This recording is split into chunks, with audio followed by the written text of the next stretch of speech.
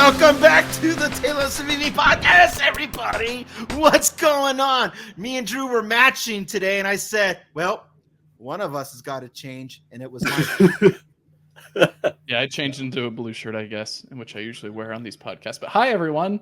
Hello. Hello. Hi, guys. It's another Good to week. be back. This is like a lucid red. I don't know what you're saying with the first part, but I like the red part. Okay, no, look, listen. I've had some time to think about it, and people are calling me out and stuff, so I'm just going to say it for the record. Lucid isn't a real company. See, I thought you were getting ready to say, ooh, I miss In-N-Out. Oh, I wish they had it out here. Like, even it matches my shirt. It's the official restaurant of Tesla. No, I thought you were going to say, I heard Peter Rawlinson talk a lot of trash about Tesla, and that made me really respect Lucid. The thing is, whatever. However you get your funding, listen, if politicians can get their funding however they want, then whatever. Do you, Lucid? I don't care. Yeah, you're not going to act like there's some unethical money at the start of any brand's beginning. Come on, some blood money. You don't get billions of dollars without a little blood. There's not billions of ethically sourced. Yeah, ain't nobody who's a billionaire and flew that plane straight. If you catch my drift, there's no way. All money is evil to a certain extent. That's true. Yeah, but anyway, Lucid. You know what? Listen, maybe I'll feel a different way once Lucid. I know why I don't like it. I don't know if I've ever said it here. I know I've told you guys this, but I don't know if I've ever said it here. My issue with Lucid, it's that they gave off real strong Nikola vibes. They hit the ground so cocky for no reason other than we're the premium blah blah. I'm like, freaking earn it. Get there. Earn your brag. And they were just so arrogant about like we're the most premium long range and their QC was crap. And somebody did a side by side between Tesla's crap QC and Lucid's, and it was so bad. And then the CarPlay thing just kind of ticked me off. I was like, that's annoying. So everything that they were doing, I was like, you guys have no right to be this cocky about being such a premium Lucid. It gives Escobar phone vibes. I felt like there was some shady stuff going on, and I just I don't know, still freshly sore about the whole Nikola thing, and I'm that you wouldn't exist. Never mind the funny part, but you literally have nothing to show for this right now, and now it's they're not profitable, but neither is Rivian, so. Who cares? Automotive brands rarely are. Right? So I'm like, okay, it's not about profitability. It was just this arrogance that was so unwarranted and not earned. But the longer they stick around, the more I'll be like, okay, fine. I don't know if I'm there yet, but they're still here. They are a nice vehicle. The one I saw, of all places, rural Virginia, I'm like, yo, that's kind of sick. I like that beam thing. That was kind of sick. It was a clean And now white. They said they're going to release 3 more affordable models to compete with Tesla. Now that I'm okay with. I just want to know what I could picture crossover and sedan. What's the third? That's my question. SUV. Straight SUV. Yeah. Bigger van. That's the Gravity. Even bigger one. What's even more bigger, affordable? cheaper Gravity? It's if the Model X is a straight SUV, the Model Y is a crossover. What would be the Model X lower tier equivalent? It'd be that. Why not a sports car? I guess. Because I was hoping they'd go like that's not cheap. Kinda. That's not cheap. Well, it could when be was like if cheap? they're trying to be more cheap. That's what these new models are supposed to be. But I just mean like Lucid's Mustang or Lucid's Corvette, not okay. Supercar. So coupe. A real Mustang, not a Mach-E. Yes, yeah. I mean, maybe a Corvette makes more sense in terms of expenses. Mustangs are a little bit lower in terms of the price echelon compared to a Corvette. Than that. Cheap. I feel like Lucid might actually be perfect for that because they've got amazing powertrain tech, and if they just sold a really affordable coupe that was sporty, that was also like reasonably priced. That might be kind of an interesting direction. Yeah. Maybe they'll actually make one that has a sliding door to your liking, Drew. Oh, please.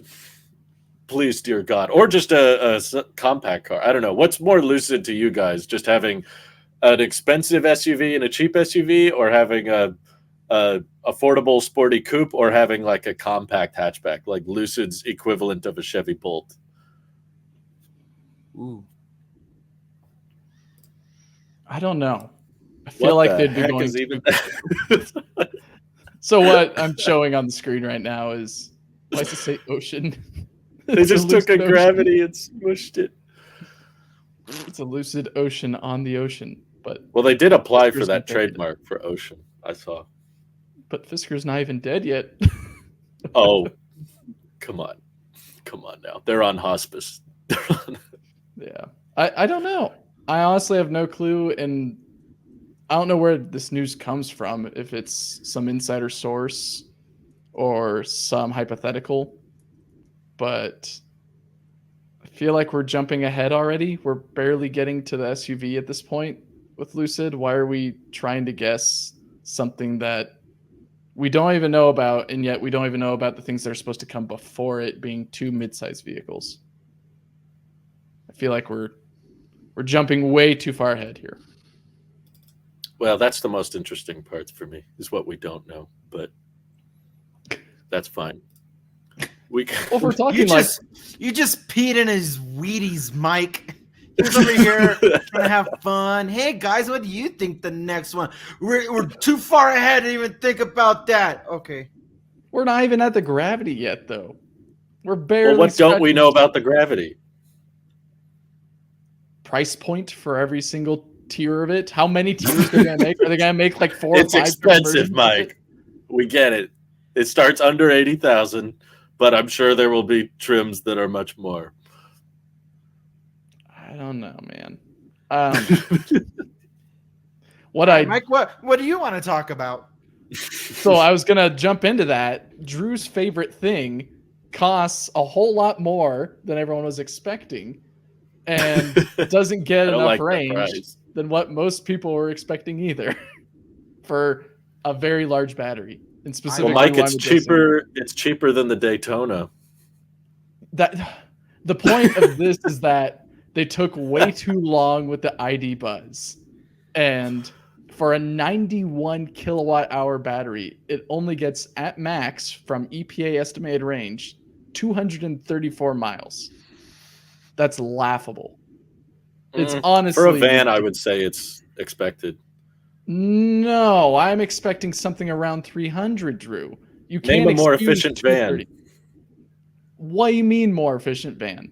Like, vans are by design inherently not aerodynamic at all. And that's why the Rivian van gets terrible range. The E-Transit has terrible range. That's what those are different things. Those are different types of vans. Very aerodynamic. Not. All right, go ahead. I love the random acronyms. But seriously, I just think it's just an aero problem in general. I actually think you'd have a hard time finding a more efficient van. Well, so comparing this to an E-Transit or the EDV or RCV, whatever Rivian wants to call their van these days, these are different vehicles, both in size and capability. This thing is meant to be something that goes on roads, that is owned by families, and is supposed to go a far distance. Those other vehicles, the E-Transit and the EDV or whatever, are meant to deliver packages and do inner-city travel. Now, yes, you can make the argument that this is only meant for inner-city travel as an inner-city van for inner-city families and all that. But the specs just... I guess what I'm getting at is it's very disappointing to see that something that is just a little bit longer than what they make already, being the ID4, gets a whole lot worse range and a whole lot worse efficiency than many other vehicles on the market. Yeah, I just think it's reality setting in. I don't think it's like a problem with the overall weight or the powertrain or something. It's just like people just magically think that because it's a pretty van, it's supposed to have similar efficiency or range to a crossover or a sedan, when in reality it's like, if you want a vehicle to be that boxy or that shape, it kind of has to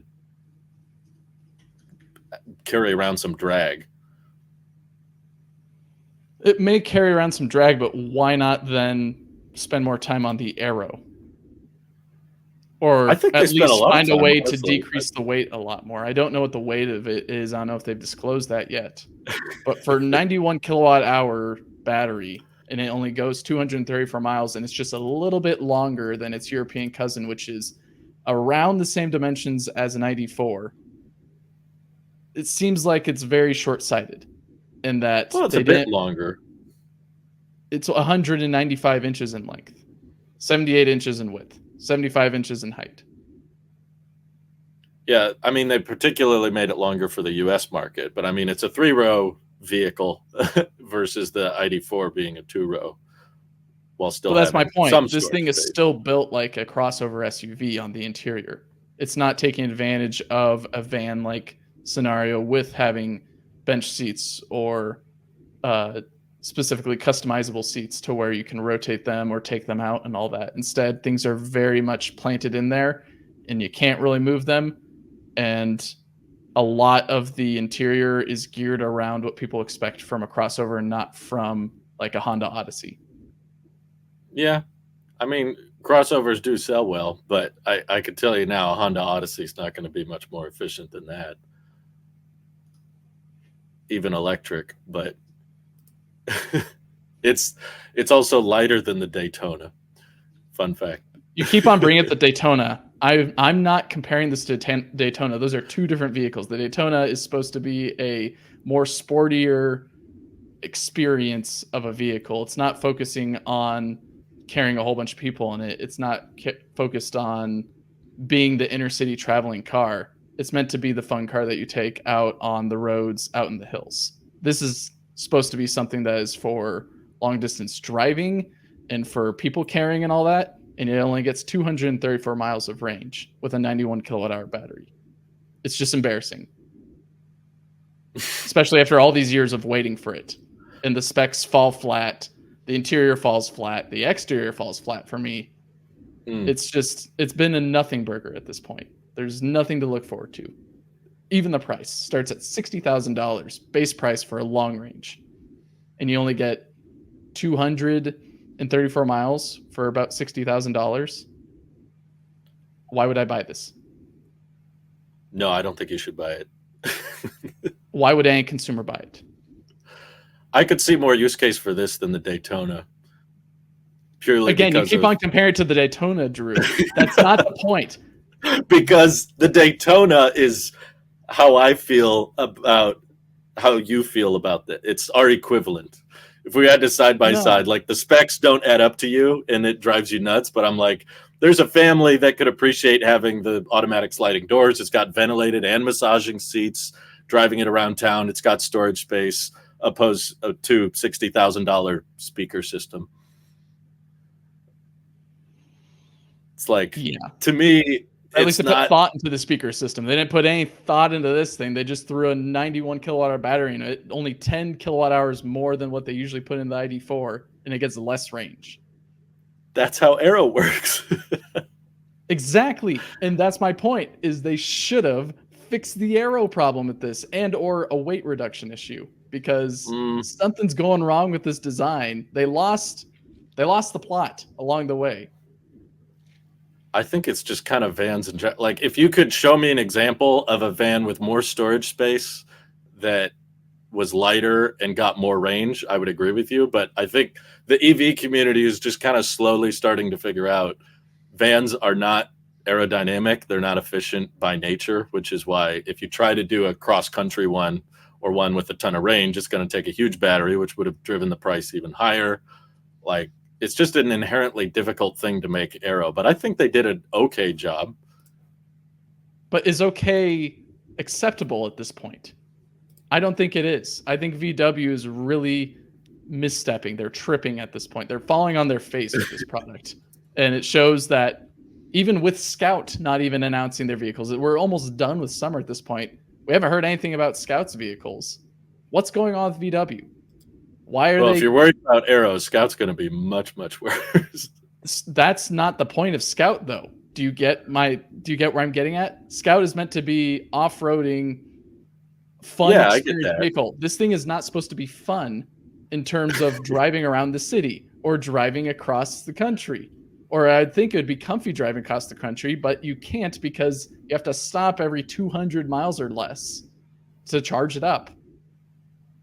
Yeah. I mean, maybe not even that, because you're not going to be driving alone. You're going to be having a whole bunch of gear and people in it, so it's going to decrease the range significantly anyways. I don't understand. I don't get this. Why not have more range? Why not have better? Just to be clear, the drag coefficient is 0.285, which I think is pretty good for a van. So then what's the problem with this? Why is a 91 kilowatt hour battery only getting 234 miles? You can explain away, it's got great drag coefficient, so then what's the problem? Why does it have terrible range? I think vans in general just have bad efficiency, is what I'm trying to tell you. Like, this is just inherently, I don't think there's a better way to do it, is what I'm saying. Well, right now, the Honda Odyssey gets 429 miles of range with a 28 combined city highway efficiency, or MPG. Yeah, 28 is not amazing. Agreed. But it goes 429 miles. I would think something around 300 miles is what you should aim for with a competitor to what is on the market right now that carries a decent amount of people in it.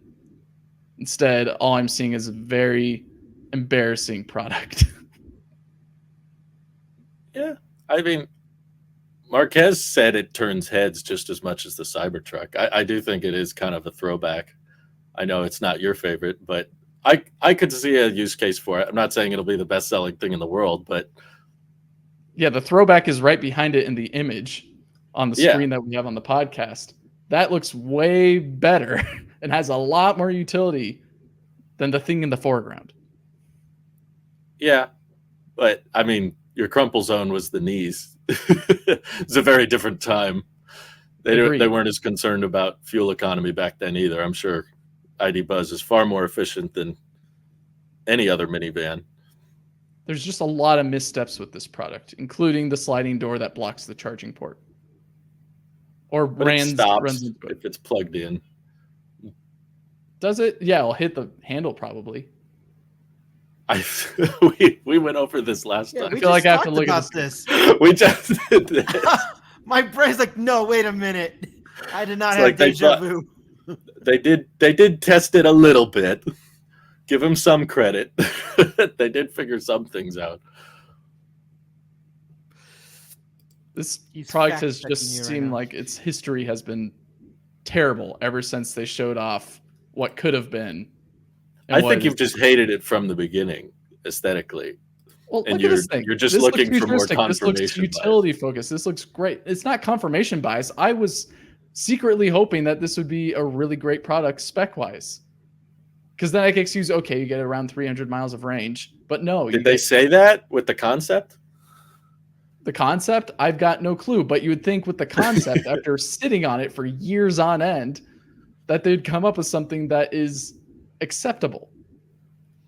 I don't think the specs justify the means for purchasing this vehicle. I think you're better off buying an ID4 or going forward with something like a EV9 if you need 7 seats. Or God forbid, you'd have to go Model Y or Model X. Yeah, you kind of have to go EV9 if you wanted a equivalently priced third row. But I mean, like the standard range F-150 Lightnings are close to the same range. I believe the entry-level EV9s are also just a little over 200 miles. Is there a reason you feel very differently about those? You're comparing a van to a work truck, in which the work truck has been agreed upon by many that Ford F-150 Lightning is supposed to be something of inner city utility. Yeah, it can tow big trailers, but the range doesn't show that either. And Ford hasn't marketed it as something that is meant to go long distances, tow greater things, It's meant to haul things around the city.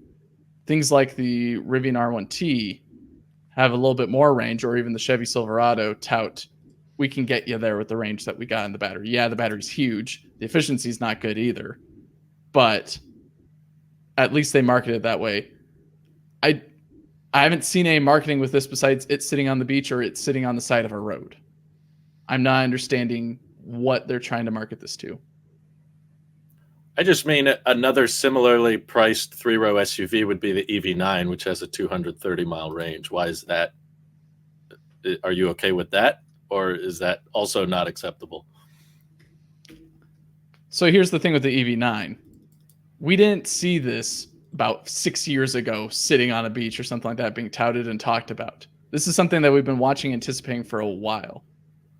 And we've been waiting here over in the United States for a long time to see the ID bus be electrified and come back into the modern day age of what an EV could be. And instead, it falls short in specs, it falls short in design, it falls short in capability. It's just, why are you laughing, Randy?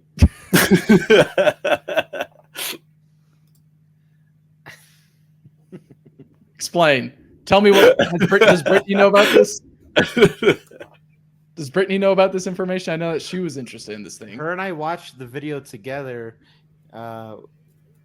What, yesterday was it? Yesterday, 2 days ago? 2 days? Which video? Marquez's video. Oh, yeah. I waited and I watched it with her. So she knows about it. No, I don't want to talk. I'm enjoying this. This is. Well, then let's get back to Drew's. I'll retort to Drew's thing. Okay, At least EV9 supports 304 miles of range. EPA not the base model. No, but that's the point that I'm trying to make. The ID Buzz can't even get close to 300. The EV9 can if you pay a little bit more. At least it has the capability of doing it. The ID Buzz can't.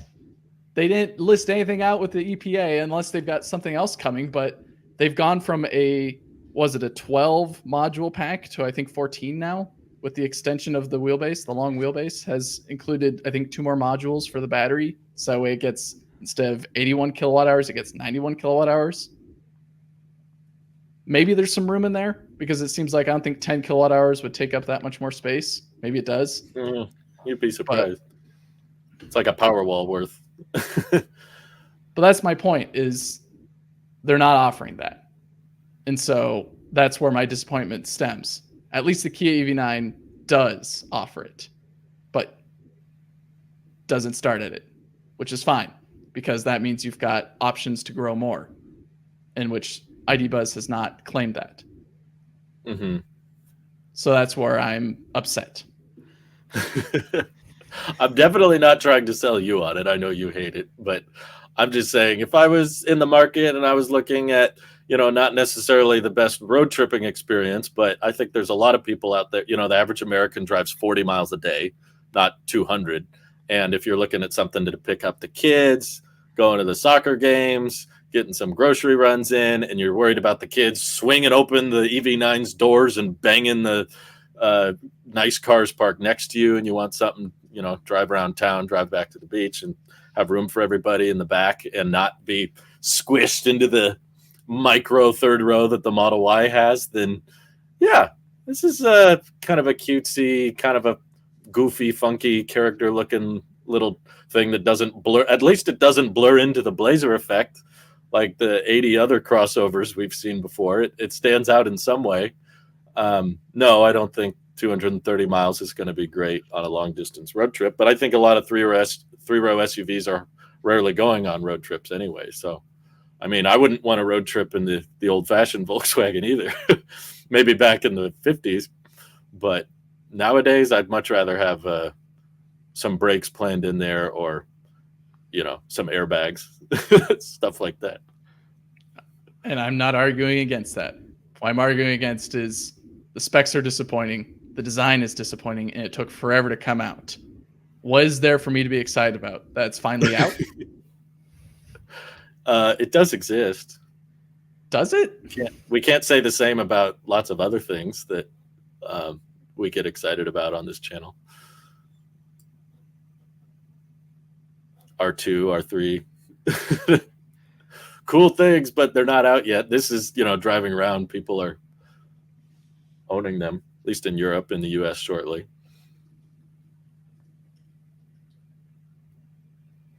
Randy's looking so smug over there.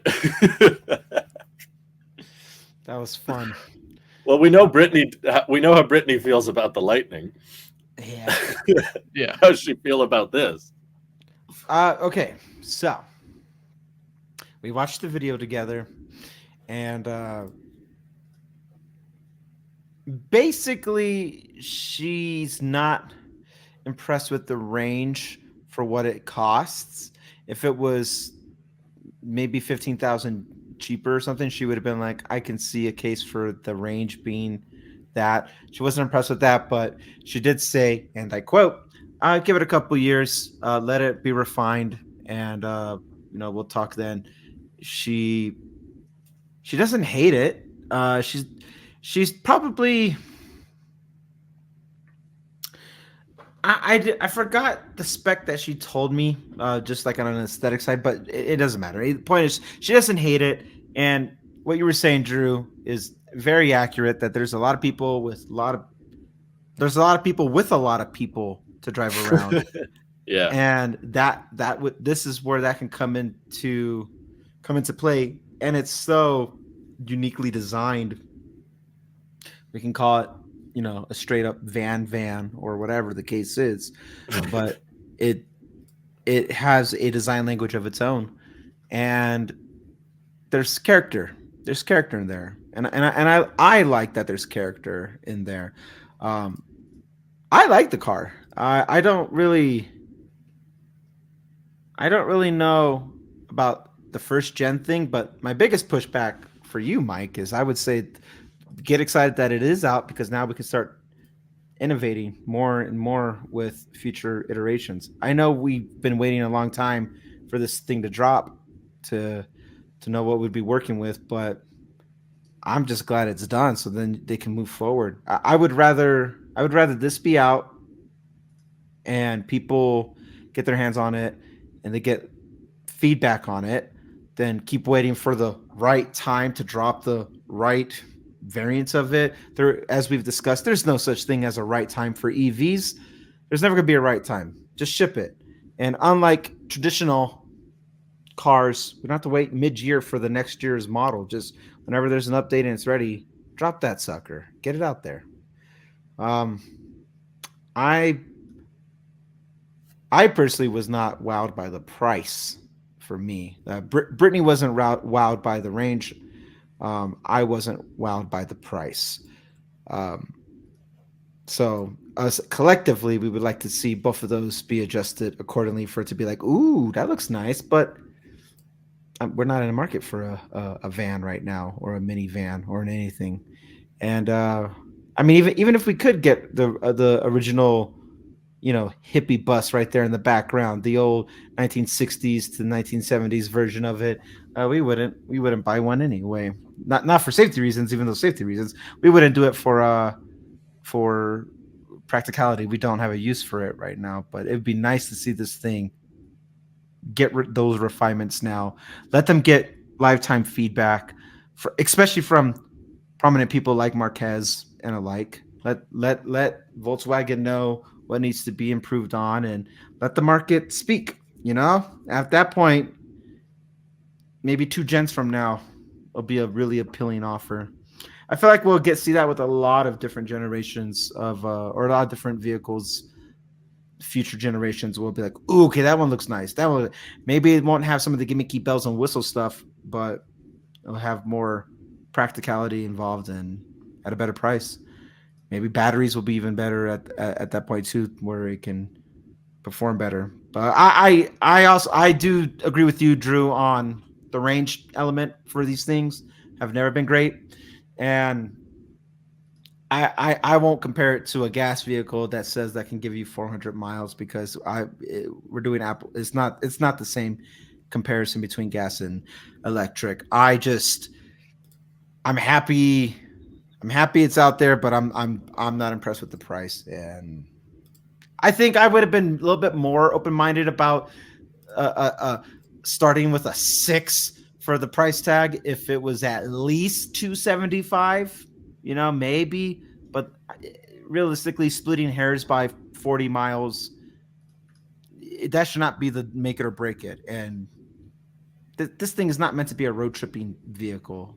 When I think of a road trip, when I actually think of like a genuine road trip, I think of a comfortable interior. That's the first thing that comes to my mind. I don't think about range. I don't think about nothing like that. I just think about how comfortable for the next couple hours will you be. I don't know if this meets that requirement for me, but if it does, then it's road trippy enough. Overall, range as a whole is not any EV's strong point for the average man. So at that point, I wasn't shocked that the range was bad. I was more shocked that it was $65,000. But that's my opinion on it. I like it though. I like the colors. I like its character. I like that it's out there. I just like that Volkswagen. That's a beautiful shot there. I really like that thing. Yeah, it's great. I think that's the color that maybe Brittany would even want. I don't remember. She made a comment about one of the colors. She goes, "I wouldn't get the one that you would think I would get," is what she said. I'm like, I don't know what that means. And I think she definitely would get a warmer tone like this one instead of like a green one, or in this case, a blue one. I think she would get either this one or an orange one just because it's so in your face. You don't see many yellows out there. You don't see many, fun colors like that. As long as it's not black, white, and a shade of gray. I think I like the yellow one more. That does not look fun. I think I do too. Yeah. Anyway, they do have some good colors. I will yield that. Woo! And I do yield. It's a good. I mean, the price is too high. That's quite a bit. I mean, I kind of get it because it's a 91 kilowatt hour battery pack. So selling that for like 50,000 would be pretty hard to make profitable. But yeah, for what it is, I understand. I got some numbers for you. The ID Buzz gets an efficiency with these numbers that we know of around 388 or 389 watt hours per mile. As comparison, the Cybertruck gets pretty much the same with its 318 mile range, give or take whatever tires that you're on, with its 123 kilowatt hour battery. Yes, I'm using the gross because that's what's hauling around. As comparison, the Kia EV9 with its max battery size, which gives you a range of 304 miles for a nearly 100 kilowatt hour battery, gets you around 328 watt hours per mile. So pretty much 60 watt hours per mile less, or in the case of those that may not know, a lower watt hours per mile is better. It's a better efficiency. Contrary to that, R1S, it's actually under the ID Buzz at 343 or 344 watt hours per mile. So getting an R1S with its max pack and max range with whatever wheels you put it on actually gets a better efficiency, but costs a lot more. Right. And then Model X, 335 miles for 100 kilowatt hour battery gets you like 300 watt hours per mile. So of course, the thing that looks like an egg has the best efficiency. Makes sense, but it should be mentioned. Not all the EPA test cycles are equal. Like there's a different amount of highway versus city driving, and I wouldn't be shocked at all if Volkswagen had a more conservative EPA estimate versus. Right. It tends to feel like the all electric brands will fudge the EPA cycle to maximize how they look on paper.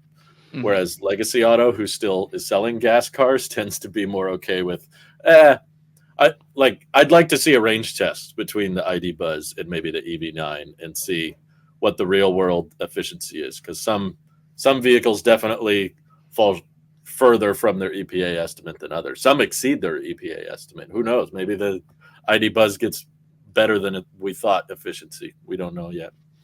But we don't. There's my numbers, by the way. Oh, there's your number. Wow. My little spread. Hey, it's about as efficient as the Cybertruck, and it's $40,000 cheaper.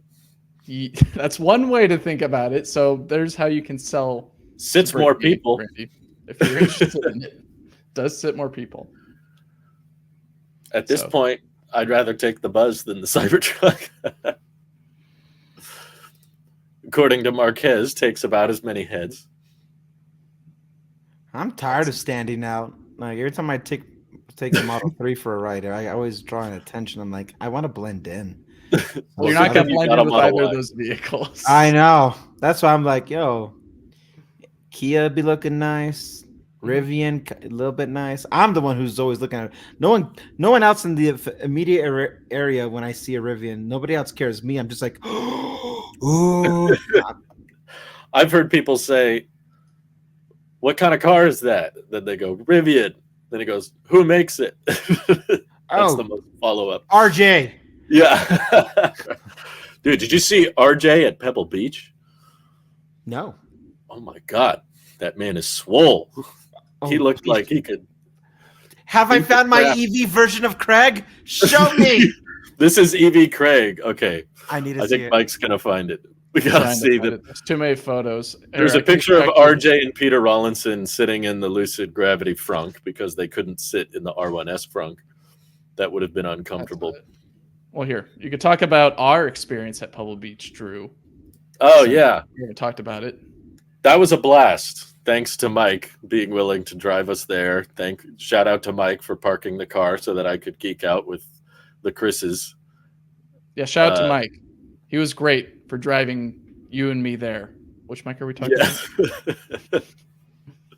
It's like there's so many Mikes. I'm trying to remember which one you're referring to. But no, that was so much fun seeing the crowds and catching up with the Aptera team. They were awesome. Right. There was also big as California is, you guys still be crossing paths. Oh yeah. No, we heard they were, a couple hours south of us, and we were like, oh, we're going. We gotta go. We want to see the Gamma again. It was also really fun to see the Gamma prototype at nighttime. I've never seen it with all the lights on in the dark, and I was like, oh dang, it even attracts more attention at night. But yeah, there was a ton of crazy vehicles there. There's a Faraday Future not too far behind the Aptera where it was parked. Ooh. So that was interesting to see. There's actually a Lamborghini right behind it right there. It's on a red carpet. And then there was, as we were leaving, we saw the Warthog Edition Cybertruck at a supercharger. Yes, we did. That was cool in person. But here is some dapper-looking people right here. Look at that. Punch in. There we go. Dang, RJ! Look at those muscles. Dude, I'd be nervous if I was Peter. For those that are listening or I guess don't know who these people are, of course, you got Peter Rawlinson, the CEO of Lucid on the left. You got RJ, the CEO of Rivian in the middle, and then the CEO of Ferrari, grabbing his name right now. RJ looks like he's about to mess those guys up. Benedetto Vegna, I believe. The Mike Tyson of EVs. I was going to say it almost looks like my face. It's like father and son. He's like, met my dad today. Nobody steals from me. This is my design. This is my car. It's Clark Kent right there. He's just ready to rip that shirt off. Yeah, he's not doing a good job hiding it. Like, Clark, your S is showing. Yeah. Just the amount of power that is sitting right there. Or just the net worth. Yeah, right. You got the most expensive CEO on the left. You got the maybe not biggest. Well, he also has the biggest debt for his company, I guess. But you got RJ in the middle with, I guess, biggest muscles. They're pretty in debt. Yeah, that's RJ's a lot of power in his muscles and his quad motor vehicles. I need to start doing push-ups again. You have the Ferrari CEO with very powerful brand name and very expensive vehicles. He looks very European. Yeah. I like to think they all just suddenly, you had Peter Rawlinson hanging out at with the Gravity, and then just like RJ comes from the front to look at it like, oh, it's the Gravity, look at that. And then you got Vigna coming from the back, just like, oh, this thing exists, right? What are EVs? Yeah. What? I know that we're trying to make a Ferrari EV SUV right now. Let's see what the Gravity looks like. I believe that's what the first Ferrari is supposed to be, or the first Ferrari EV is supposed to be. EV SUV. So there's got to be some tension there. Like the Gravity is kind of going directly after the R1S's lunch. Yeah. I feel like RJ would be a little bit more excited because this is a product that isn't adventure focused. It's not even like, maybe it is slightly family focused, but it's very much a lot more kind of adventure focused. It's got a whole different crowd that it's trying to market itself to. Though they do butt heads in some aspects. But range is definitely something this thing is going to be touting a lot more than the R1S. Define a lot more. Well, it's like, what, 20 or 30 miles of range, so it's not technically a lot. But that's what I'm saying. That's why I'm like, these guys are kind of neck and neck. Yeah, but that's like saying a Honda Civic isn't too far from. What am I going to compare it to? I don't know. I'm not even going to try. Anyways, I do think there's got to be a little bit of friendly competition going on there. You got to be like, R1S is Rivian's bestseller. That's their bread and butter right now. And here comes Lucid at the same event. The competition is everybody knows at best they can be second place. The elephant in the room is the big giant T that's not in appearance there. Well, that's what I mean. It's not like, it's not in the room. They weren't there. Yeah, so I think that's where the camaraderie, misery loves company. Nobody's the best in that photo. The best is out there. Schmeck's talking it. Yes, there is. We know who the best is. Come on now. I know the one that just told me I need to go back to the gym and start lifting weights again. Good grief. He's the guy in the class picture you don't want to be standing next to. Especially me. I'll be like this. Yeah. Oh, man. No, I think it's going to be, honestly, if I was in the market, I would have a hard time deciding between the two. R1S is excellent. Gravity's excellent. It's going to be a handful of little tiny features that I think make or break the, buying decision, because that's a popular segment. The R1S is outselling the Model X now. So obviously, if we're talking mass market appeal, Tesla's still the big leader on the block. But if we're talking the more premium SUV, 7-seater market, you've got R1S in the lead, and then Lucid entering with a little bit more range, a lot more efficiency, a little bit more storage space, but you care about the off-roading, you care about the software. Rivian's probably got the better software. It's close. I do care about the software. Yeah. Software is important. I'd say Rivian's got the Adventure Network too, which is kind of got their own network. Ooh, those are good looking. Those are some sweet looking ROS. I want to lick the hood of that thing. Ew. It's so close, I can almost taste it. Is that Red Canyon? Yeah, it's Red Canyon. It looks like a brighter red than. Well, it's in the direct sunlight. It almost looks. You thought it'd be a iPhone 13 red when really it's an iPhone. Isn't 14 the one that was really bright? Yeah, the 14 was crazy bright. It was the salmon. No, that was 12. 12. Yeah. Yeah, 12 was salmon looking. How'd this turn to it? Never mind. Just talking about colors, man. Whatever. Talking about colors. Did you guys see what Cadillac did? What a terrible transition. So I'll acknowledge myself. I don't hate this. So what I've got on the screen for those that are listening is this is still thematic because this was shown off at Pebble Beach, or at least talked about at Pebble Beach. Was Cadillac unveiling a concept car, so most likely not going to look like what we see, but they call it the Soleil concept, and it's supposed to be Soleil, like soul Now I being want sun and lei being, I don't know. The Hawaii. filet mignon. Anyways, they chose this specific color, which looks like a muted banana. Very mute. Like, think back to the 1957. Imagine the colors that were in cars and inside houses and all that. Think of like a tan, not like a wicker. It's a tan, very but faded like gold. I don't have to. That's Very- what my house is. Okay, It's so the this is iPhone you now know what 15 the of inside of gold. Drew's house looks like. There you go. On the outside of this Cadillac. I don't know. It reminds me of like a nice banana pudding. Yeah, I see a banana and cream thing happening here. And some vanilla wafers. I see I don't know. iPhone 15 yellow in this. This car makes me hungry. It makes me feel like, I don't know. I almost said creamy, but that doesn't sound right. I meant to say, it almost me, is like you're a right. banana That does sound bad. pie. It does kind of have that color. what? Banana cream pie. No.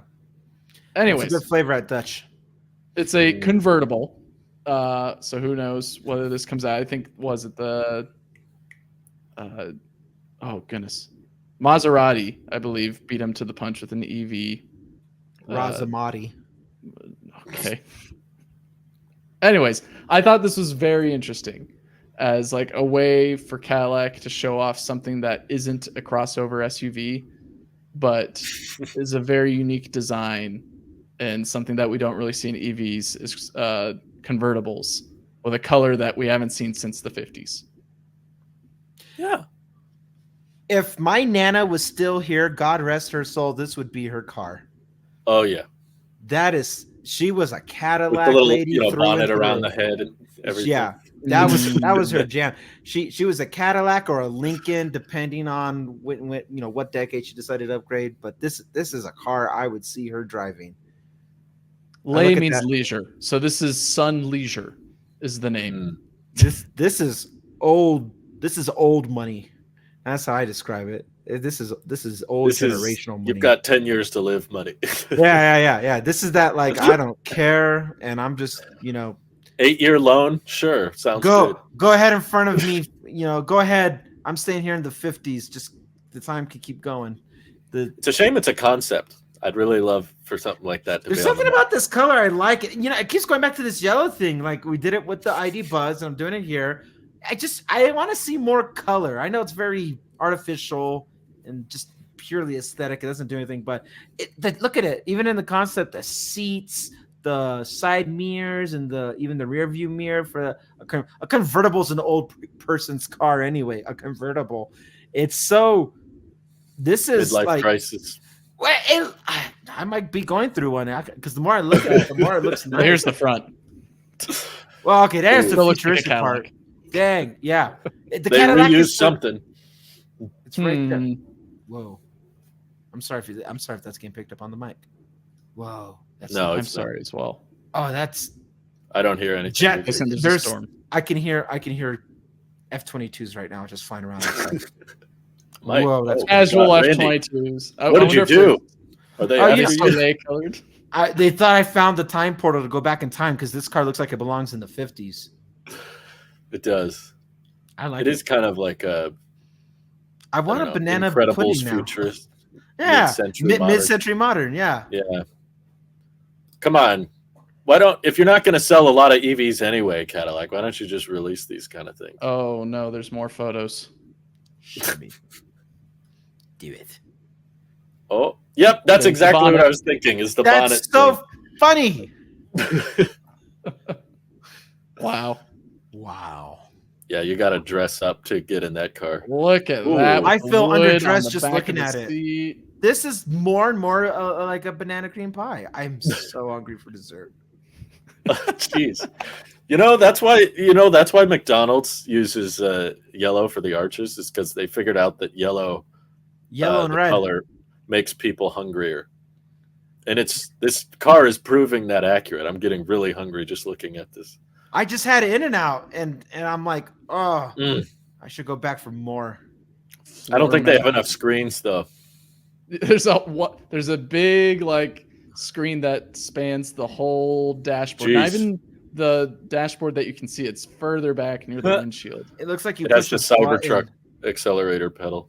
I was looking That's at that funny. as well. It's a concept, nice. so I doubt it'd make it to In production. the one of the production. photos that you showed, it looks like if you push a button, a little screen's just going to come out of nowhere, and then someone's going to tell you what your mission is, and then There's you features. accept.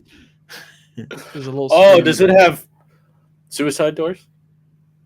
That would be so sick. No, I feel like it they doesn't. just open. What like was normal that? doors. Did you see that? There's like a seatbelt in the Embedded in the side of the wall. Yeah.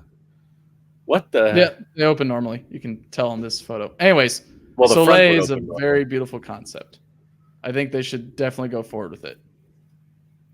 Yeah, Yeah. I feel the same way about the Honda. What's it called? Saloon. Here's another one.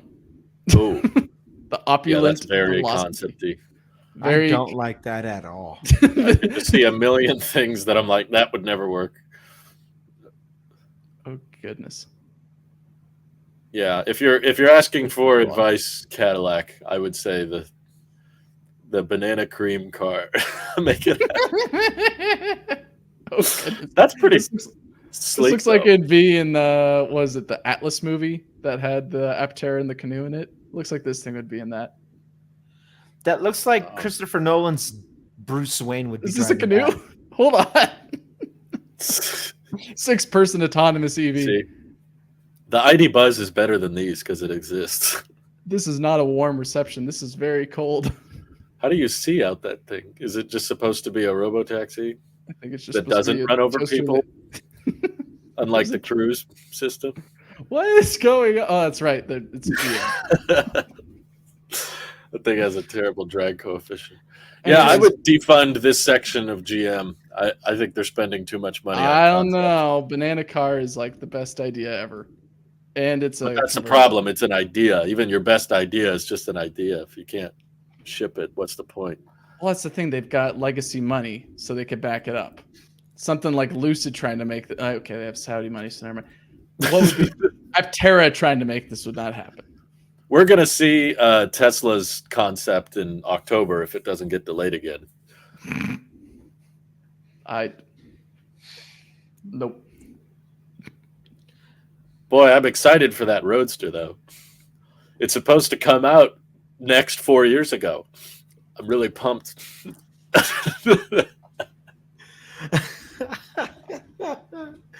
Yeah, just like the jet engine on the back that's getting pumped out of it because it's hydraulics and anything else going on with the thermodynamics of the engine that they have to stick into that thing are just going insane to where It's just like the Gadget Mobile, if you've seen that thing.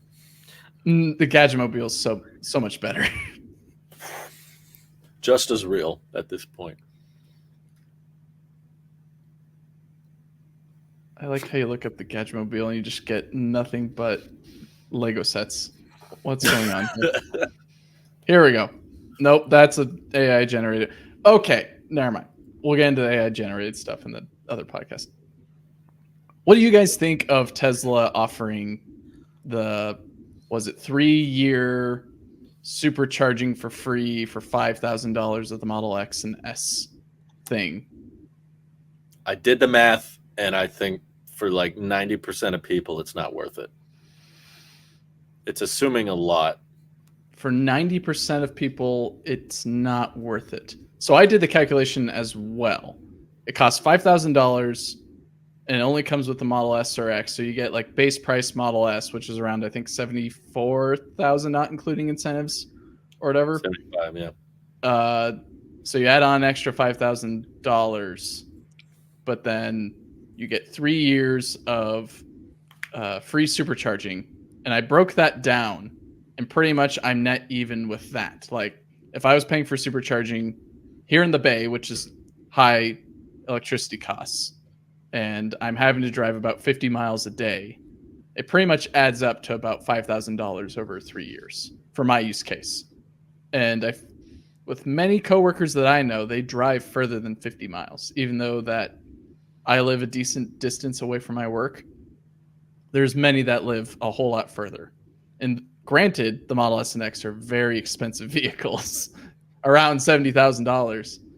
Getting something like that to offset the cost of electricity, both at your home due to PG&E here in California for a lot of people here. So that's my situation right here is a little bit more localized. Depends on where you live and what electricity costs at whatever times. So maybe that's where the 90% factors in, but I feel like a lot of locations might have a somewhat similar situation going on with electricity kind of boosting up, and or you just don't have the. Come on, Mike, get to it. You're hanging on this electricity thing too long. What's the final? I'm listening. I'm like, what's the numbers? I'm trying to figure out how you got to $5,000 in 3 years for electricity. So I didn't find that.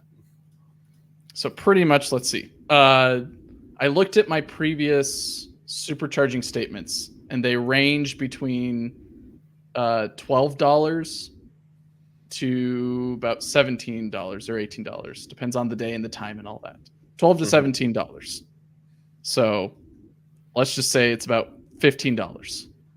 You take that, I charge about 2 times a week because I have a Model Y that does not go its EPA estimated range anymore because of degradation. Yeah. And so I'm charging 2 times a week as supercharger in the morning. Let's just say Tuesdays and Thursdays. I'm charging it up from 20 or 10% to about 80 or 90%. Whatever that is. Anyways, that would cost that's about 8 times a month I'm going to a supercharging station to charge. So that's $15 times 8. 120. Yep. And then from there, that's 12 months out of the year that I'm pretty much doing that. Well, just go straight to 36 because that's 3 years. Okay. So that's around $4,320. A little bit short of $5,000 or whatever. But pretty much it's in the range of, okay, that's on a good week that I'm not doing anything else with the car. I'm just taking it to work and back, 50 miles. So that's not taking account going to get groceries, going to the beach, going to visit you or anything like that. Yeah. Any trips with the Y, going upstate, going downstate. So I would say I add up pretty much to around $5,000 on daily use of my car over 3 years if I'm just purely supercharging. And then we're not even going to factor in PG&E costs because those are insane. We're just going to stick with supercharging costs. So for my specific use case or situation living here in California, it gets close, but then you have to consider the fact that I have to buy a vehicle that costs about $20,000 or $30,000 more than what the current Model Y costs. Oh yeah, no, that wouldn't even be remotely worth it. You've blown off the whole idea of paying $5,000 for free supercharging over 3 years, unless you live in a high electricity cost area and you may not have it set up at your home and you drive a lot. I think those are the only reasons. And you're in the market for a Model S or X. I think a lot of checkboxes need to be checked in order to satisfy the idea of, yes, I will get this package. And based on the math we've done, I mean, consider that a lot of people are not paying PG&E prices across the country. And our situation's weird because we both still have, well, we all, I think, still have free supercharging miles. So we're heavily financially motivated to supercharge when, at least where I live, the supercharger still costs more than PG&E. If it weren't for the free miles, I'd just be charging at home. So you're baking in a lot of, like, I'm going to give Tesla basically an advance on all of the cost to charge the vehicle and for FSD. The premium connectivity, I'm pretty sure they just throw in there because it sounds cool. It's not worth very much. It's like a little over $100 a year. So they include that free for 3 years. It's like, okay, it's I guess it maybe locks in the price, but like you're guaranteeing at point of sale that like you definitely value FSD, which based on at least the last few years of seeing people pay for FSD, I don't think you should price that in. If it gets really good, they're going to give you another free month anyway. But if you paid for this, you wouldn't get to take advantage of that free month. Or let's say you go on a longer trip where you're away from the car, or for instance, you're in a bad collision and the car is in the shop. You're still technically, you've paid for that FSD during that whole time the car is not available to you. Whereas if you paid for it by the month, you could cancel it on the months where you're not driving much or you're away from the car's in the shop. So there's a lot more money to be saved. I think just going month to month. What I didn't realize is that it also includes FSD for those 3 years and premium connectivity. Yeah, but I don't think they're that valuable.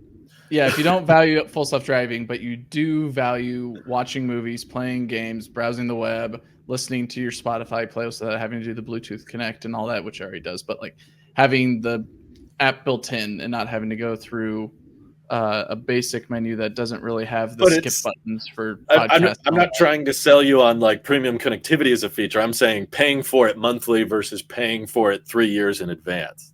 That's what I'm debating, is like, would you want to pay for something that far in advance? I don't think like you're going to save all that much unless, like you said, the charging is the most valuable thing. The FSD is just kind of like, oh, hey, let's try that again. But literally everybody I talked to who bought it, that's not a, Twitter influencer, doesn't use it. Like they paid for it, but they don't utilize it very often. And I would rather them just pay for it $100 on the months you want it and then cancel it on the months you don't. It's just. I was tackling this more as the utility focus of getting electricity if you are someone who travels a lot. But what I'm actually interested in a little bit more is what your opinion on it is, Randy. The Drive Anywhere package. I don't like the idea of future paying or paying something up front for future promises. I'm just not. I don't like that. I don't know. I think you're right on this one, especially if it takes like 3 years to break even or to save money. I'm like, at 3 years, if you got a spare $5,000 laying around, hey, I'm not even trying to disrespect the hyperboles out there. If you love robo-taxis and you love Elon and everything, I'd say put that $5,000 in Tesla stock. Yeah. And that'll be worth what, $1 million in 3 years, right? That's what they're saying. I just don't know why you'd put it towards things that are not, in my opinion, that expensive in the first place. Just pay as you go. It's probably going to be close to the same price, and Tesla just got all your money earlier. Yes. Yeah, it's like asking me to pay for the next 3 years on my electricity bill here at the house, and I don't know what that's going to look like, and I don't want to give you that money up front. Even if it's at the end of the 3 years for the electricity thing, oh, hey, you didn't use as much as you paid, so they'll prorate the rest or something. That what you just said right there, Drew. I would rather allocate that money elsewhere for the next couple of years. I trust me with my money better than I trust them. Right. I agree. I also highly advise against buying a Model S or X anyway. They're hard to justify right now. You can find used models that are not that old that are much, much cheaper, even refreshes.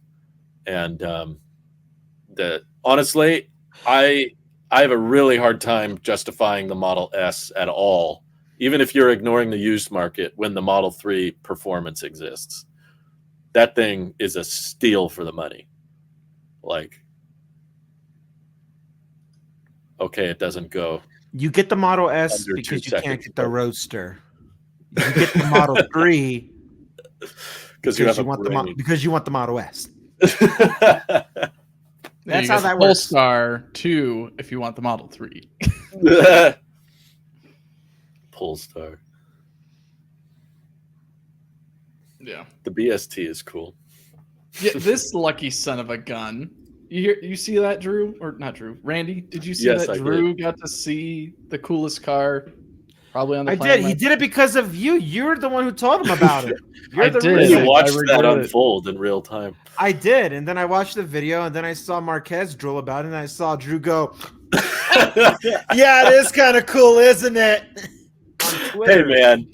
It's not every day I get to flex on Marquez, okay? That's he true. gets to flex on true. me 365 days a year. No, I 100% agree. Dude, we're like, yeah, it is. And when I saw that, my first thought was like, I'd rather live in New York or California, but I don't want either. My question that I should have asked the CEO when I had a chance. What do you guys think will come out first, the Polestar 6 or the Tesla Roadster? Polestar 6. Mike did not hesitate to answer that. He knew right away. I hope it's the Roadster. Really? I hope it is. We're going to get a lot of sudden... Here we go. Oh my God. I was just imagining like Elon's going to endorse, so-and-so. I'm not going there, but Elon's going to endorse so-and-so and be talking about how great of a president or how great of a candidate he is. And then all of a sudden, all the roadsters come out for free to the YouTubers. And they're going to be like, so, Tesla just gave me this roadster. They're like, so you want to interview Elon with the roadster? And they're like, that's okay. No, thank you. No, thank you. Shout out to Louise for really making the Polestar employees feel at home. She was great. Was she your camera operator while you got to ask those questions? Not only that, she asked the first question. She was very forward, and Mike just showed in the video like she was like the cheerleader. There was this big speech he was giving, and he was like, "Oh, we're here to celebrate the launch of the Polestar 3 and the 4 shortly later," and Louise was like the first one, like, "Woo!" She starts clapping, and he's like, "Yeah, that's right. Get pumped, get excited," and then. I went need over her to gas me up like that. Oh, she's the best. She's electrify. We don't talk about gas here. I'm speaking the Gen Z slang. I need to feel as important as some random CEO that Luis met. Well, what happened was I was speaking with him. Of course, I didn't want to like whip out the camera and just start talking to him immediately because I'm not a jerk. And so I started talking with him, and I was like, wow, your vehicles are beautiful. Like, I hope you're proud and everything. Would you be open to a quick little, 5-minute interview or something like that? And he just immediately looks at Dean, their head of communications, and he was like, I think you're supposed to schedule with him or something. And I turn around, and there's a line of journalists that are waiting to talk to him that have pre-scheduled interviews before me. And I was just like, oh, God, I'm so sorry. I was like, I didn't know that there were people scheduling interviews. I was like, please, go ahead. So I just thought it was like general meet and greet. And it turned out there were other people that were like waiting to talk. And I was holding them up. Wow. I was delaying them. I was like, no, please, go ahead. I didn't have anything scheduled. So do your thing. So I let him get interviewed by the actual journalists and media people first. And then he was being swarmed after this speech. Everybody was trying to talk to him, and Louise kept saying, get a picture with him. You should get a picture. I'm like, he looks really busy. I don't want to interrupt. And she was like, no, we can do it. Just like say hi, just like shake his hand and ask for a quick picture. I was like, okay. But he was being asked by a lot of people, and I was talking to the employees. I was like, I don't want to be rude or anything. And they said, don't worry about it. He's used to it. So I just kind of cut in a little bit when he was talking to some of the employees. And I said, could we take a picture really quick? And Louise just started recording the video right then. And so we posed for the photo at the beginning of the little interview portion. And then I didn't even ask the question right away. Louise just, as they were taking the picture, said, how much is the BST going to cost? And then he starts talking with her, and then she hands me her phone, which is running the voice memo. That's why I'm holding her phone the whole time. So we really, what do you call it? Tricked him into doing that little interview. Yeah, you did. It wasn't scheduled or prepared. You cornered him, and you're like, I'm going to get my interview. I'm going to start asking questions. We need that type of on-the-floor journalism out there, Drew. You're doing the Lord's work. Get out there. I got to say, though, it's a really fine line. I don't recommend doing what I did because you could very easily turn into a jerk that starts cutting people off. And I was lucky enough to catch him like, mid-sentence.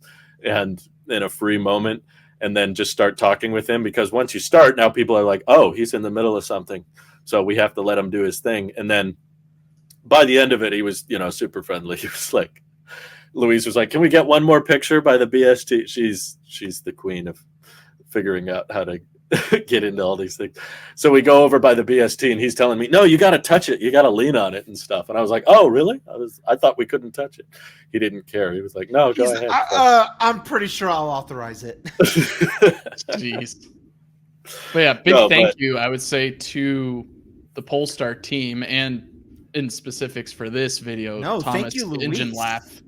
Shout out to Graham, their head of products, and Dean, the head of communications, also for being so cordial and letting us ask questions. We didn't interview them, of course, but we got to talk with them a while. But yeah, he was the one telling me, you got to touch it. You got to lean on it. That's insane. That's fun. You just randomly, like, you know what that was? Because that was such a novice move. The people who don't know what they don't know always make the best stuff, because they're not tainted by barriers and rules. You just went up. It's like going up to Elon, can I get a photo? Like, instead of going through PR, like, you just did it. You're like, hey, can I ask you some questions? I totally get what Luis was on about, because like, if you just go up there and be like, so, hey, can I get a photo? Smile. Now that you guys know, it's like, what do you think about, like, and you start interviewing. Like, what did you think about that? That was really She was not in the camera mode on the iPhone. I'll just put it that way. She was on video mode from the beginning, and was like, we can always lift screenshots from the video. Oh, yeah. So we're always rolling. You've always loved the design of Volvos. Yes. He's the reason. I know. He was the head of design at Volvo. I looked him up after this your video, Drew. I was like, I know more about this guy, and the more I researched about him, the more I'm like, I like this guy. He seems like aesthetic reasons. They're very much, I think, I felt a lot more clear-headed after talking, not just to Thomas. We only had, a few minutes with him, but I talked with Graham, their like head of product and design, and their head of communications, and just other employees there. And it really helped me differentiate the products more after talking to the employees, because Mike can recall that from previous videos we've done about Polestar with Polestar, I was always like, there's way too much overlap. Like, these products are too similar. They're all kind of just slight variations of the same thing. But once I understood it's a lot more about design and a lot more about performance. It's a performance and design oriented brand. It's not about, necessarily the most storage space or the most amount of seats. It's like how it looks and how it feels to drive. Those are the two biggest, most important things for Polestar. They want it to carry a certain personality with the exterior, the interior.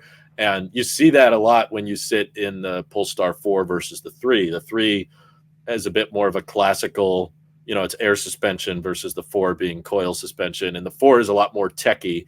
So it's like they have one literally intended more for older demographic, or people who want a bit more of a familiar design, versus people who are more cutting edge, who want the latest software and latest tech.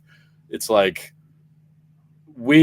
at least I tend to look at cars as just like, okay, you're the 3-row SUV, you're the crossover, you're the sedan. Like, how do these separate themselves? But Polestar was like, no, there's a lot more to a vehicle in its intended market than just how many seats does it have, or, is it tall, is it short? You know what that's called, Drew? After you talking to him, after you talking to him, you talking to Chris, you talking all these other companies, non-Teslas, that are EV only. That's called you getting sucked in by their perspective reality distortion field. You're like, I get it now. Oh, I get it now. Oh, I get it now. I'm not saying it's the best business model. I'm not saying I prefer it. All I'm saying is I get what their headspace I can smell the Kool-Aid from your breath. How'd you know I was drinking Kool-Aid? No, okay. To be fair, to give Randy some credit, I did do a fair bit of research on Polestar after this event, because I was like, I don't know, I kind of like the idea of driving a vehicle that I could say I met the CEO of. Yeah. Drew, you've met so many CEOs at this point. You can drive at least 6 different I cars. still can't get over how tiny that frunk is. That just irritates me. Again, performance, styling. Stop it. Exactly. You There you go. use the Reality front. distortion field. Do There you goes use Drew. the frunk in your 3 and Y? Yes, I do. Yeah, yes, I do. Okay. Absolutely. My I wife love that literally thing. said yesterday, I love the frunk. We use that a lot. Yeah. Wish it was Especially- powered. But the Polestar 4 looks gorgeous, by the way. That's my favorite. Yeah, you got to check that out as well, which I'm glad that you did. So that way Very you don't comfortable. think that I'm just raving like a crazy man about it. No, you rave about the ID Buzz being I don't think that's raving. I think that's raging. Yeah. You rage about the ID Buzz, you rave about the Polestar 4. I did a fair bit of research, though, into the Polestar 2 because that's a lot more in my price range.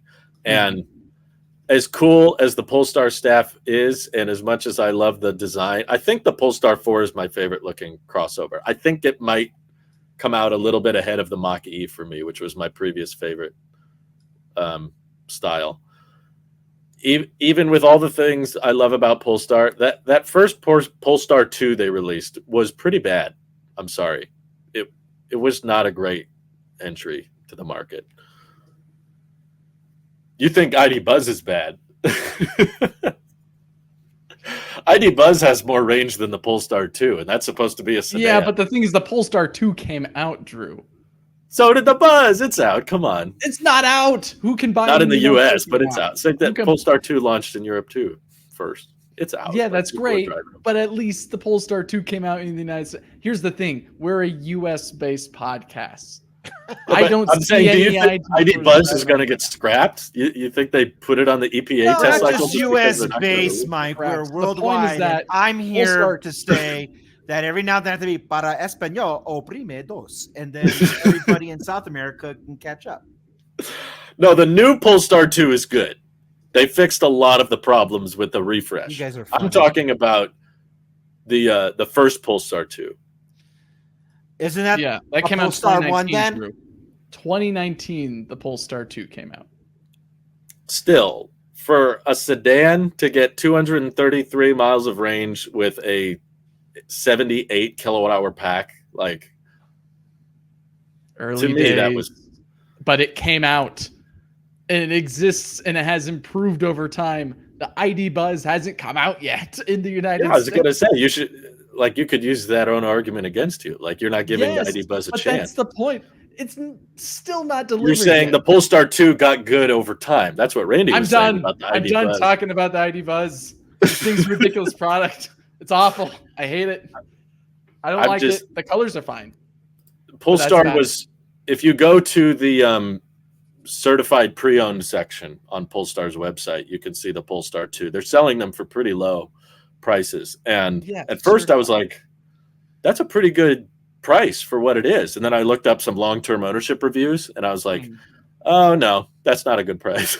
Yeah, Aging Wheels is a guy that I watch who owns one. He hasn't really been too happy with the long-term ownership. He's got so many quirky videos. I watched his review too. He did not have very good things to say about it. No. I like that name. That's a cool name. Aging Wheels. All right, well, we're gonna wrap it up here because I let us in. I'm gonna lead us out, and I'm tired of seeing you guys knock at each other about the Buzz. Buzz on out of here. Let's just buzz on out of here, ladies. And what? What? You saw my face. Yeah, I was gonna say. Speaking of ladies, the Polestar got. Excuse me. Hold on. Anytime I talk to friends and family members about, hey, I met the CEO of Polestar, the first question was, what's Polestar? I've never heard of that. And second of all, is that the real name? Is that the name they went with? Like, there were so many people that didn't like the name because of how it could be misinterpreted. And I will also mention that at least if I was looking to buy another EV for the sake of the channel, Polestars don't bring in that many views. I'm sorry. They're not a Polestar 2. No, I mean, meeting the CEO was like a 10 out of 10, 10 of 10 on the YouTube Studio page. Like people would rather you talk about Tesla bundles than interview. No, the they CEO. want to hear about the Tesla Semi that caught on fire recently and why that's such a big deal. I didn't think the Tesla bundle was that interesting of a video, but it's getting more clicks than the meeting the Polestar CEO. That is such a shame. Don't look at the analytics. I'm such a victim of this thing now. I don't mind. I thought it was fun regardless, but I'm just saying the clicks aren't there, at least online. There may be a lot of Polestar fans, but they are not very connected in the But YouTube they're not on space. YouTube. No, it doesn't bring in the watch time. I'll say that much. Aptera does. Aptera, because the thing is, like, Aptera is such a weird name, style design, wheel choice. No, it's like its own market. There's like nothing else really like it. Aptera, 3 syllables, 3 wheels. Aptera literally means nothing. Wingless flight. That's what it means. You guys, no, that's, if no one could sit here and say, oh, I can tell you what Aptera means. It's like, at least Tesla be like, oh, it's that guy who did electricity. That's clever. It makes sense. A lot of people don't know that, Randy. I'm sorry. That's so sad. What does Rivian mean? No. Here, Aptera is according to Merriam-Webster, Aptera is a wingless, parthenogenic female aphid that lives on the definitive host plants, producing other generations of like aphids. Well, Randy's point has been made that no one would know that. Ladies and gentlemen, thank you for joining us this week. It's been fun. It also means learning new definitions and and talking about how great or how terrible the ID Buzz is. You let us know what side of the camp you are. Team Drew, Team Micah. I don't know. We are all Apterae. We are lacking wings. We are Apterae. Multiple Apteras is an Apterae. No, it's Apterae. Listen, I don't give up. I don't care. Thank you for bye, everybody. Goodbye.